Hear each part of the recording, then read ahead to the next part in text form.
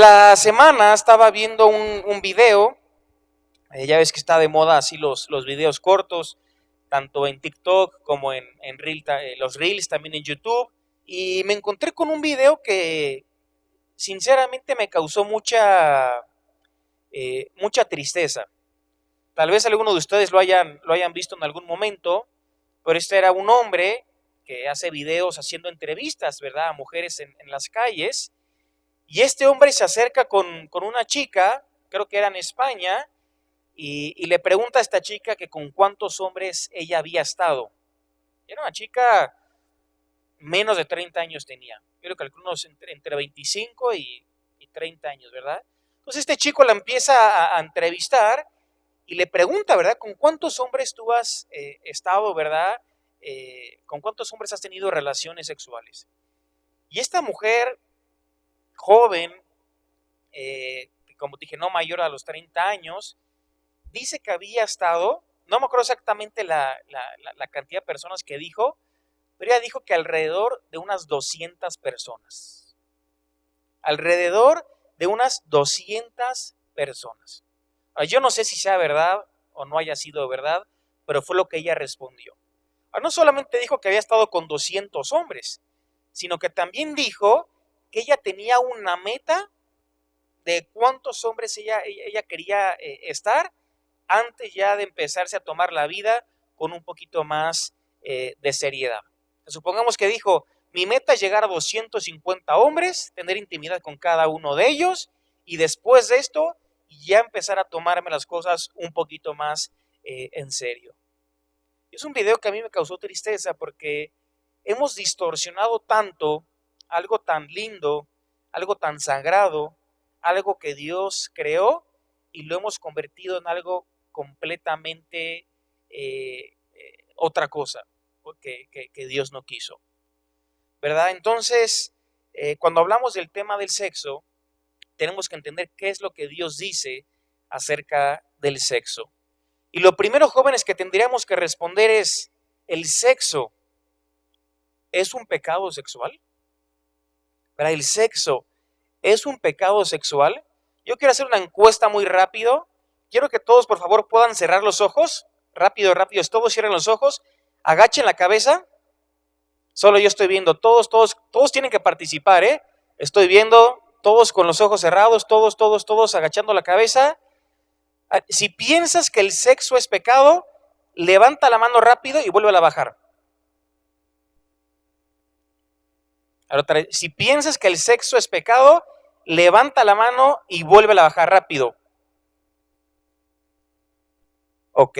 Si piensas que el sexo no es pecado, levanta la mano y vuélvela a bajar. Muy bien, ya pueden abrir los ojos. Era una pequeña encuesta que quería ver más o menos cómo estamos. Estuvo un poquito más o menos mitad y mitad, ¿verdad? Lo primero que tenemos que entender, que el sexo no es pecado, pero sí puede convertirse en un pecado. ¿Qué queremos decir con esto? Que el sexo puede ser pecado dependiendo el uso o el contexto donde se esté aplicando. Quiero ilustrártelo de forma rápida con el tema del fuego para que entendamos. Ya está aquí el compañero de todos los viernes, ¿verdad? ¿Qué pasó? Eche para allá. Ahí se va a echar ya. Quiero ilustrártelo rápido con el tema para que entendamos el sexo dentro del matrimonio y sexo fuera del matrimonio. Tú puedes en una casa crear un fuego, pero si lo tienes ese fuego dentro de la chimenea, dentro de la cocina, pues el fuego sirve ¿para qué? Para calentar, para cocinar, para, si hace mucho frío, pues para dar una buena temperatura al cuarto. Pero si ese fuego lo tenemos fuera de la casa de forma descontrolada, pues el mismo fuego que en principio es algo bueno, se utiliza para cosas buenas, puede crear un gran incendio y terminar destruyendo toda la casa. Es lo mismo, jóvenes, con el tema del sexo. Dios ha creado el sexo, pero para que se utilice dentro de lo que Dios creó que es el matrimonio. Y fuera de eso, Dios lo llama pecado.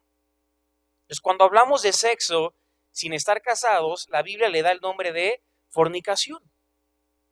Y ahí es cuando convertimos algo que Dios ha creado, algo bueno, en algo que está completamente alejado de lo que Dios quiera.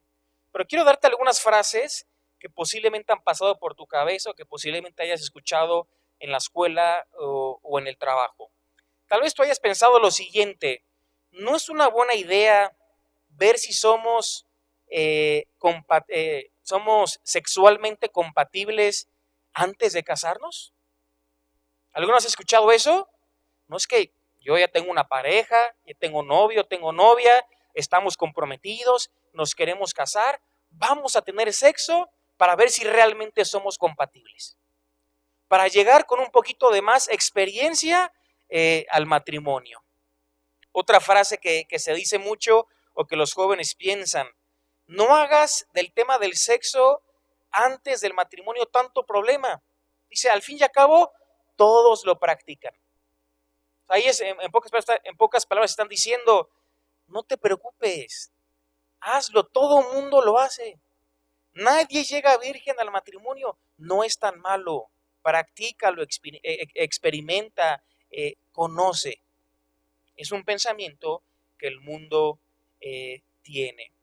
Otra frase que se dice mucho: no voy a permitir que otras personas me hagan sentir culpable porque no estoy de acuerdo con su sistema de valores. ¿Y esto qué quiere decir? Personas que dicen, bueno, tal vez para ti esté mal, pero para mí está bien. Y si yo creo que para mí está bien, pues yo lo voy a seguir haciendo.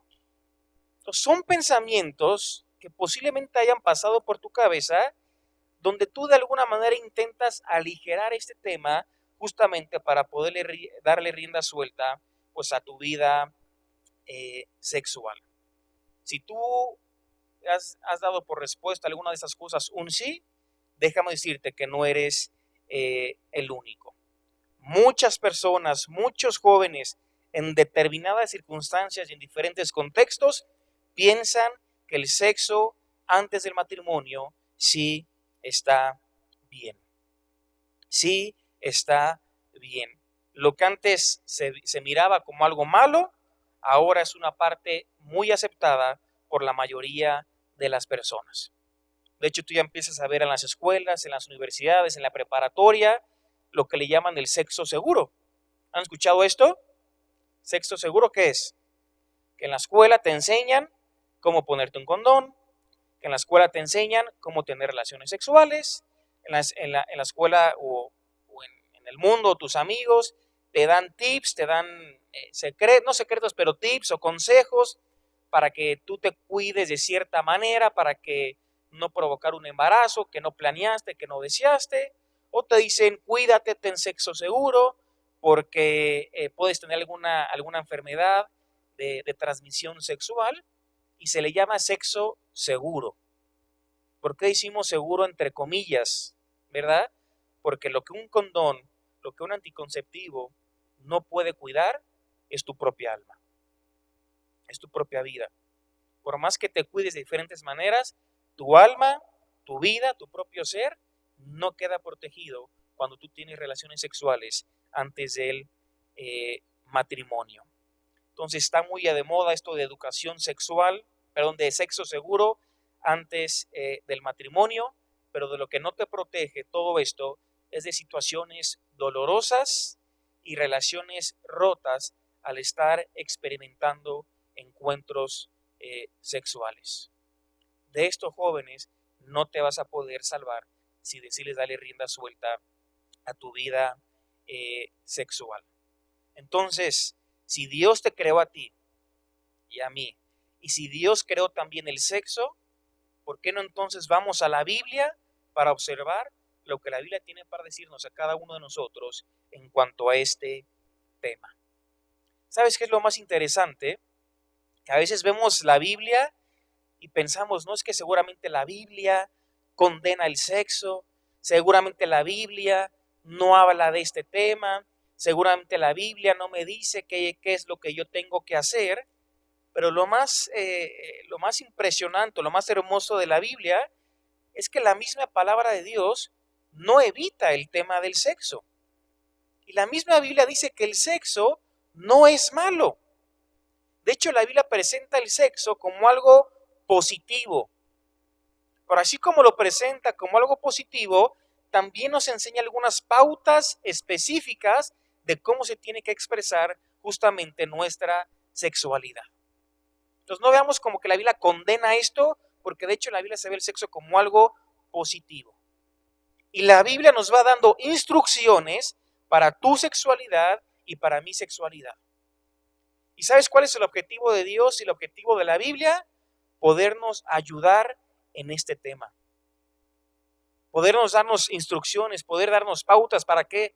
Porque la Biblia quiere protegernos. La Biblia quiere beneficiarnos.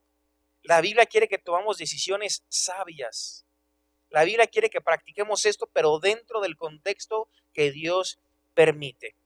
Entonces, lo primero que vamos a ver, si lo quieres apuntar, es qué piensa Dios del sexo. ¿Qué piensa Dios del sexo? Como te dije, mientras muchas veces la iglesia no quiere hablar de estos temas, la Biblia sí habla de este tema. Mientras que muchos piensan que Dios en la Biblia condena el sexo o que lo presenta como algo malo o como algo pecaminoso, cuando vamos a la Biblia nos damos cuenta que nada podría estar más lejos de la realidad. Recordemos que Dios creó el sexo. Y quiero que busquemos rápido un versículo en Génesis capítulo 1, versículo 31.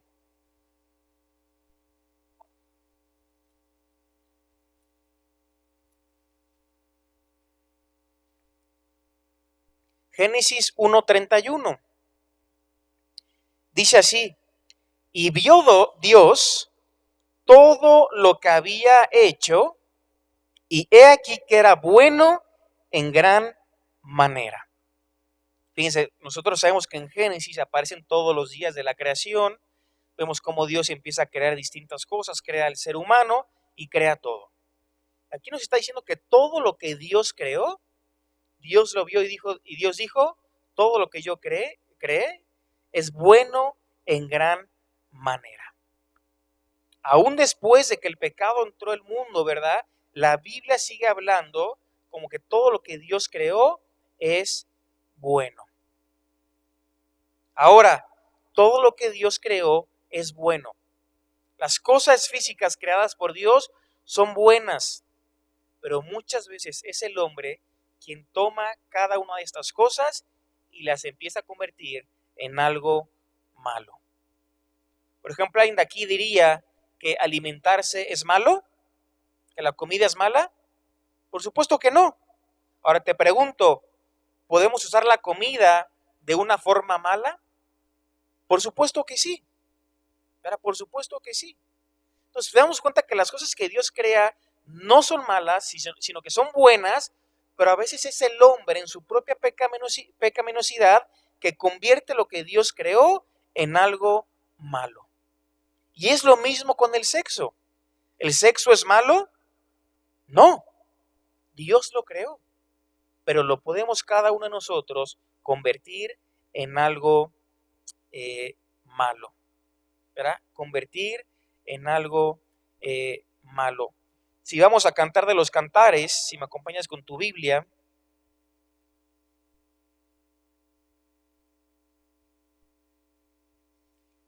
creo que es un libro que tal vez muchos de los que están aquí nunca han leído.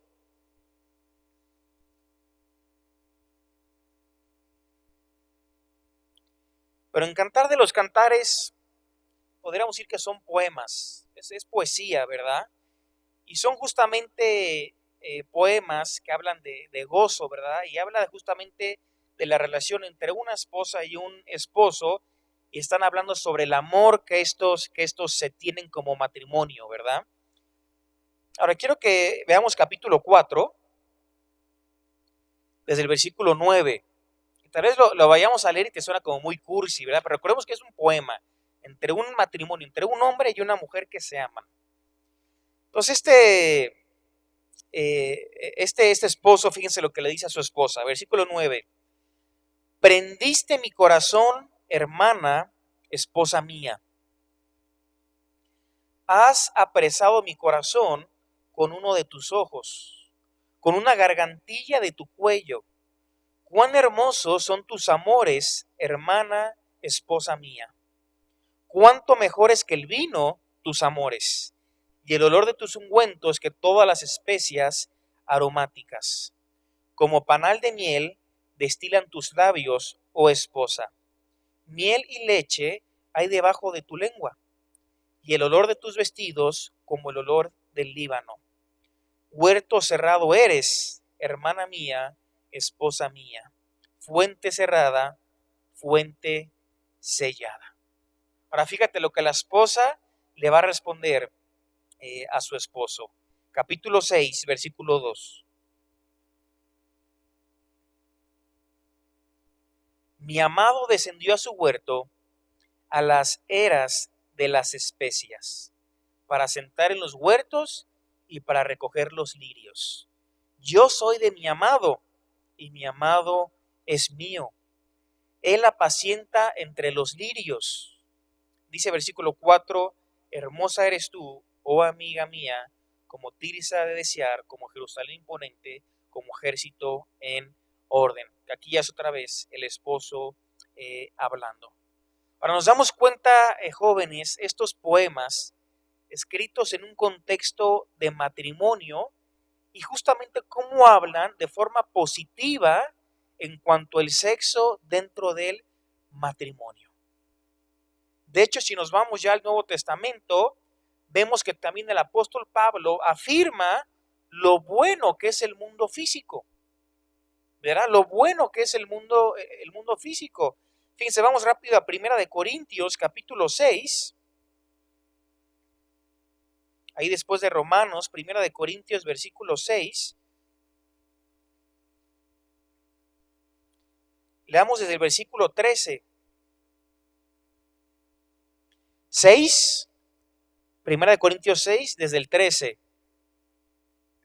Dice, las viandas para el vientre. O sea, la comida, ¿verdad? Para el vientre. Y el vientre para las viandas. Pero tanto al uno como a las otras destruirá Dios. Fíjense, pero el cuerpo no es para la fornicación, sino para el Señor, y el Señor para el cuerpo. Y Dios, que levantó al Señor, también a nosotros nos levantará con su poder. Versículo 15. ¿No sabéis que vuestros cuerpos son miembros de Cristo? ¿Quitaré pues los miembros de Cristo y los haré miembros de una ramera? Dice Pablo, de ningún modo. Dice, ¿qué es lo que está haciendo Pablo en estos versículos? El apóstol Pablo le está recordando a la iglesia en Corinto que el cuerpo físico de Jesús resucitó de los muertos. Nos dice que el cuerpo físico de Cristo resucitó de los muertos para que toda aquella persona que creyera en Jesús como su Salvador también resucite.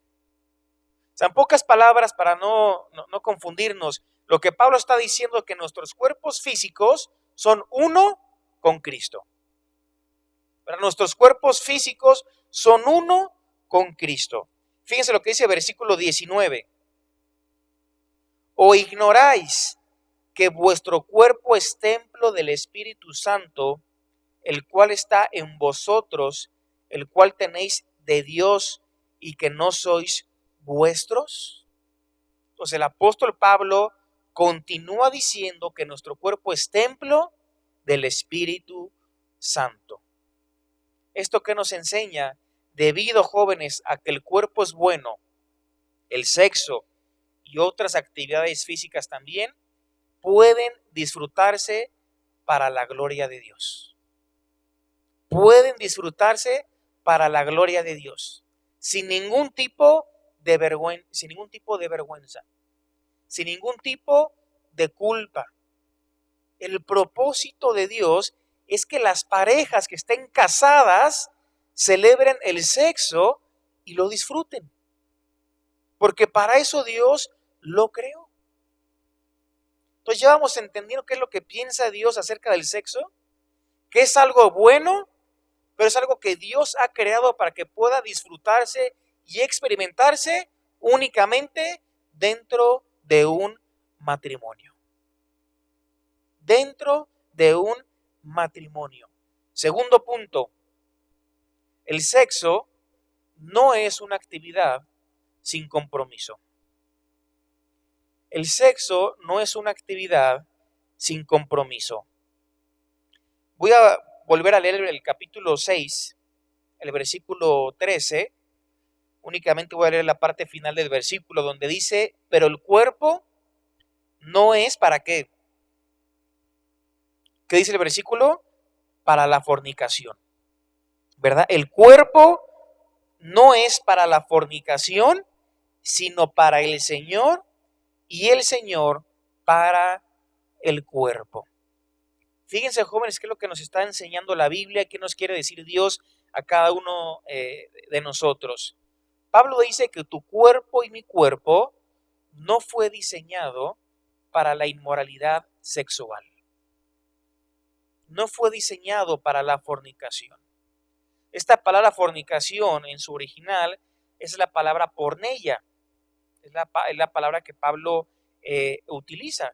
Y es una palabra que Pablo la utiliza para muchas cosas, ¿verdad? Siempre habla de comportamientos sexuales entre un hombre y una mujer fuera del matrimonio. Entonces Pablo, ¿verdad?, toma muy en serio el pecado sexual y lo va a incluir en una lista de pecados. Fíjense lo que dice el versículo 9 de capítulo 6. ¿No sabéis que los injustos no heredarán el reino de Dios? No erréis, o sea, no te equivoques. Ni los fornicarios, es la misma palabra, ni los idólatras, ni los adúlteros, ni los afeminados, ni los que se echan con varones, con hombres. Pues aquí está diciendo que los fornicarios no heredarán el reino de Dios. Entonces Pablo nos está enseñando a cada uno de nosotros que Dios no diseñó nuestro cuerpo para la inmoralidad sexual. Y Pablo se toma muy en serio este tema y lo considera como un pecado sexual. Recordemos, pecado si es fuera del matrimonio. Y es un pecado que tiene consecuencias temporales y también podría tenerlas eternas en nuestra vida. Entonces, hermanos, jóvenes, vemos que el tema del sexo es algo muy importante para Dios y es importante que cada uno de nosotros lo podamos entender. Nuestra actitud o su actitud hacia el pecado sexual proviene de Dios. Y es Dios quien le atribuye un alto valor al sexo. Pues después de todo fue Dios quien lo creó. Quiero que busquemos otros versículos. Quiero que alguien pueda buscar Génesis 1:28. ¿Quién puede ser? Levante la mano, por favor. Anjanet. Otra persona busque Génesis capítulo 2. Va a leer desde el 18 hasta el 25. ¿Quién puede ser? Chema. Otra persona que busque Mateo capítulo 5, versículo 27 al 30. Vale. Y otra persona que busque Mateo 19 del capítulo 4, del versículo 4 al 6. ¿Quién puede ser? Mitch. El tuyo es Mateo 5 del 27 al 30. Pues fíjense, presten atención todos. Empieza Anjanet, Génesis 1, versículo 28. Muy bien. Fíjense, ¿cuál fue la orden de Dios? Fructifíquense y multiplíquense. ¿De qué forma se iban a multiplicar? No era por medio de la cigüeña, ¿verdad? No, la única manera era por medio de relaciones sexuales, que es la única forma en la que una mujer puede quedar embarazada. Pues Dios mismo alienta a que las personas casadas, estén unidas en matrimonio, puedan disfrutar el sexo para poder multiplicarse, pero también para poder disfrutar de él. Génesis capítulo 2, Chema, ¿verdad? Desde el 18 hasta el 25. Muy bien. Entonces, ahí vemos lo que hizo Dios. No es bueno que el hombre esté solo. Y fue lo que Dios dijo, le voy a hacer una ayuda idónea, una ayuda adecuada para él. Todavía no existía Eva. Estaban todos los animales que Dios había creado, empezaron a desfilar delante de Adán, pero dice que no se encontró ninguno adecuado para Adán. Pues Dios hace dormir en un sueño profundo a Adán y toma una de sus costillas y crea a la primera mujer, que es a Eva. Y una vez que Dios crea a un hombre y una mujer, empieza a formar la institución del matrimonio, donde dice que el hombre dejaría a su padre y a su madre, se uniría a su mujer y serían una sola carne. Ahora, esto no era solamente para Adán y Eva, porque si nos ponemos a pensar, Adán y Eva no tenían ni papá ni mamá. Entonces, ¿cómo puede ser que dice Dios, dejan a su padre y a su madre si ni siquiera tenían? Es porque Dios está estableciendo algo que iba a ser eterno, algo que iba a durar o que tiene que estar presente en cada generación. Dios está creando el matrimonio entre un hombre y una mujer, y dice, y se unirán. ¿Esa unión habla de qué? Obviamente es una unión espiritual, es una unión también emocional, pero también es una unión física. Dios mismo alienta esta unión dentro del matrimonio. De hecho, nos los confirma por el versículo 25, que ambos estaban desnudos y no se avergonzaban. ¿Qué dice Valeria? Mateo capítulo 5, versículo 27 al 30. Muy bien. Entonces, fíjense cómo Jesús empieza a hablar acerca del adulterio y Jesús mismo dice, ¿verdad? No cometerás adulterio, pero dice, pero cualquiera que mira a una mujer para codiciarla, ya adulteró con ella en su corazón.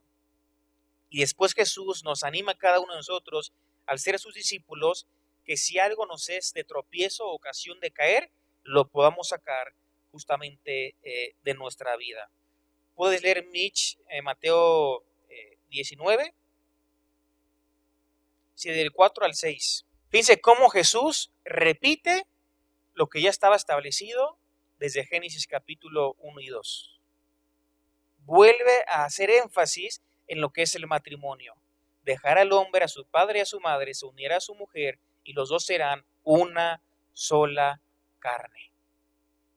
Dice, en el matrimonio ya no son dos, sino una sola carne. Y lo que Dios juntó, que el hombre no lo separe.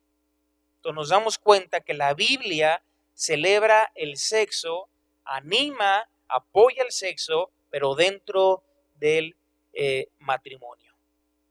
Nunca habla del sexo como si fuera algo casual. Puedes tener relaciones sexuales con quien tú quieras y no pasa nada.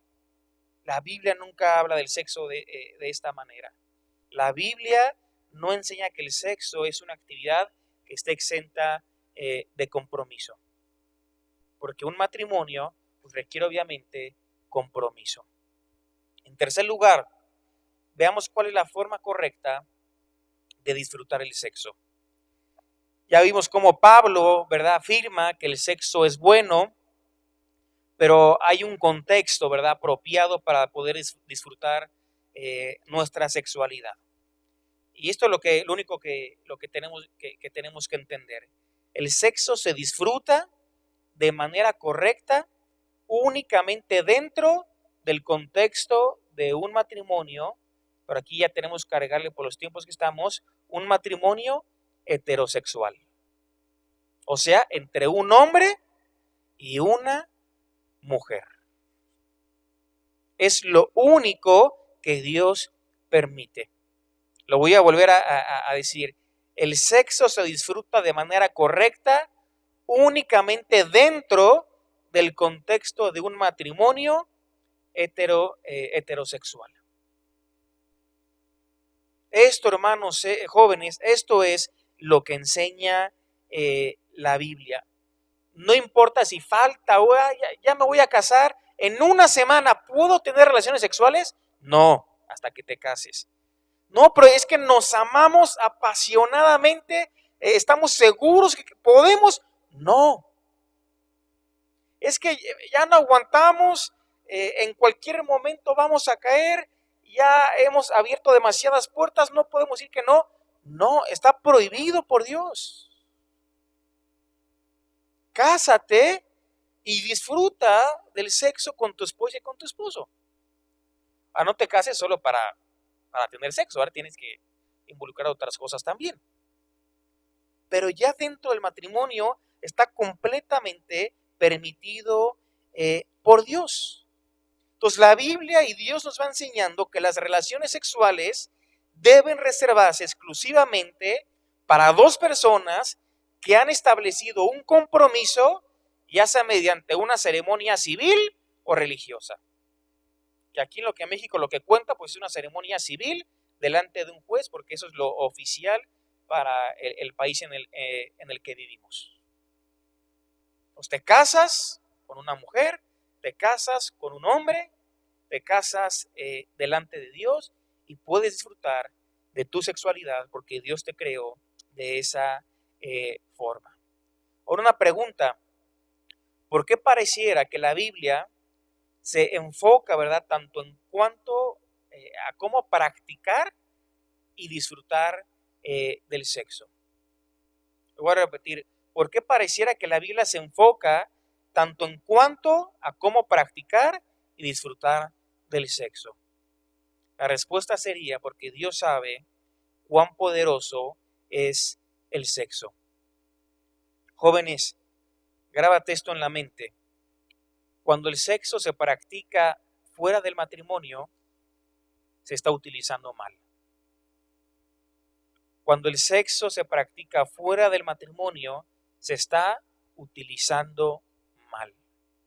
Y hay consecuencias personales e interpersonales también.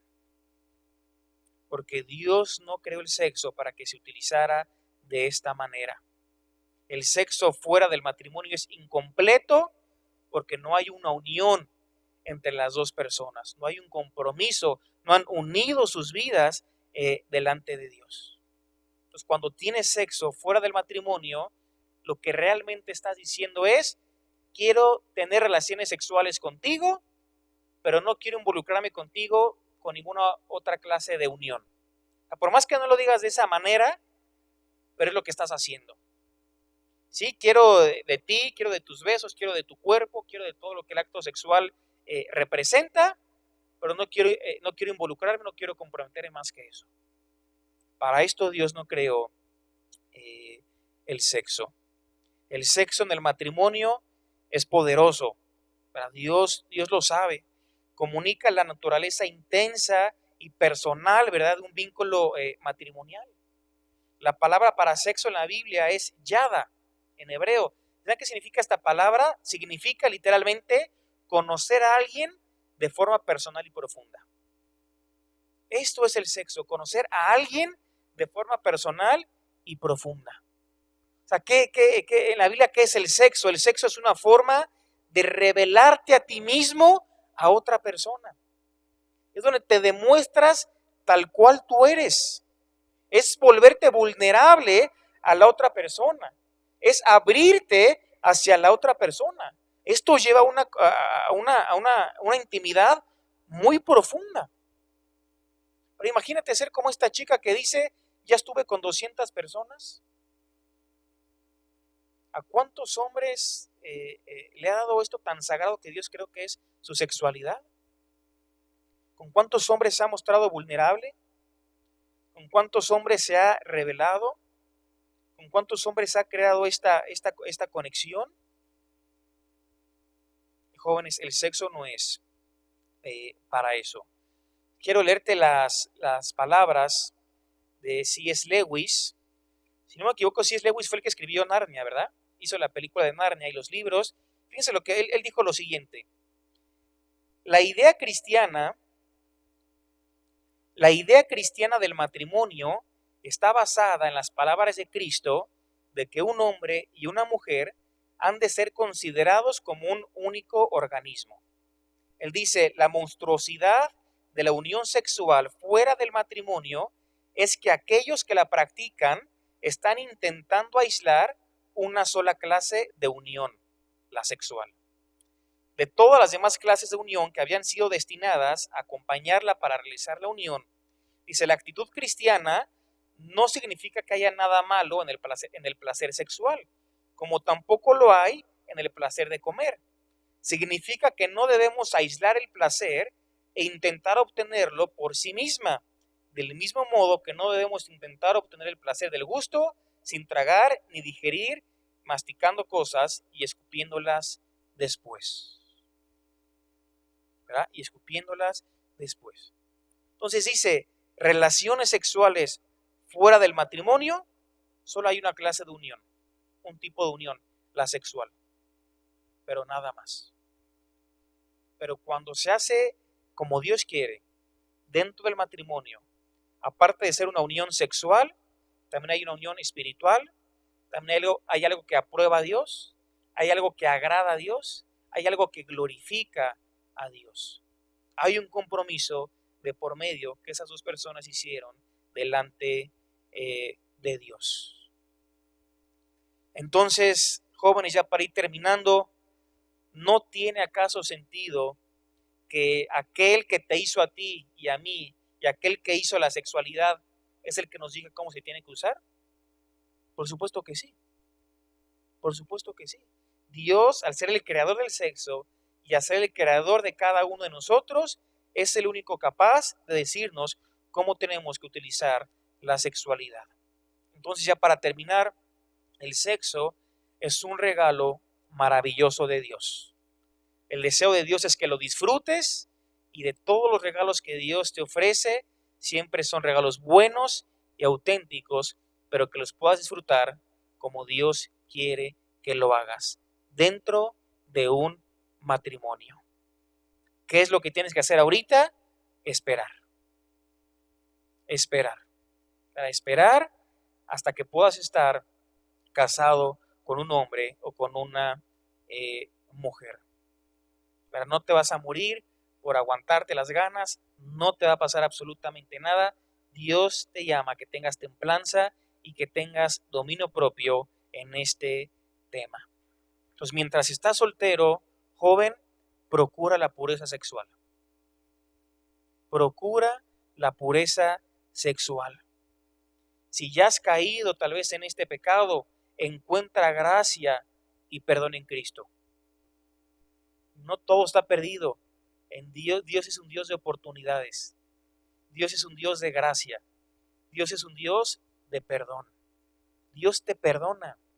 Así como me ha perdonado a mí muchísimos pecados, Dios puede perdonarte también a ti. Dice que Él es fiel y justo para perdonar nuestros pecados y limpiarnos de toda nuestra maldad. Tal vez hasta el día de hoy has estado practicando este pecado. Hoy puedes encontrar perdón en Cristo Jesús. Y tus pecados serán borrados delante de Dios. Entonces procura la pureza sexual, encuentra gracia y perdón en Cristo. Puedes también como consejo comenzar a hablar con otras personas que te ayuden, que te empiecen a aconsejar y ayudar en este tema. Tienes que luchar contra la tentación, tienes que tener templanza, tener dominio propio, y será muy bueno también que le pudieras rendir cuentas a alguien para que te pueda dar un seguimiento y no caigas otra vez en este pecado o no lo empieces a hacer. Pero Dios quiere que lo disfrutemos, pero únicamente dentro del matrimonio. Vamos a orar. Dios, te damos las gracias por el tiempo con tu palabra. Dios, queremos que tú hagas, Señor, que este tema de la sexualidad pueda ser una convicción, Dios, en cada uno de nosotros. Padre, te pedimos que tú bendigas a cada joven aquí presente. Oramos, Dios, para que esto sea una convicción en tu vida, para que luches en contra de la tentación, para que te esfuerces por mantenerte puro sexualmente, para que tengas en tu mente esta convicción de poder llegar virgen al matrimonio, para poderte ofrecer de forma completa a la persona que Dios tenga preparada para ti. Y oramos de que si ya has caído también en este pecado, que encuentres gracia y perdón en Cristo. un buen tiempo para que tú le puedas pedir perdón por tu pecado si lo has hecho. Es un tiempo para que apeles a su gracia, a su misericordia, a su fidelidad, a su justicia.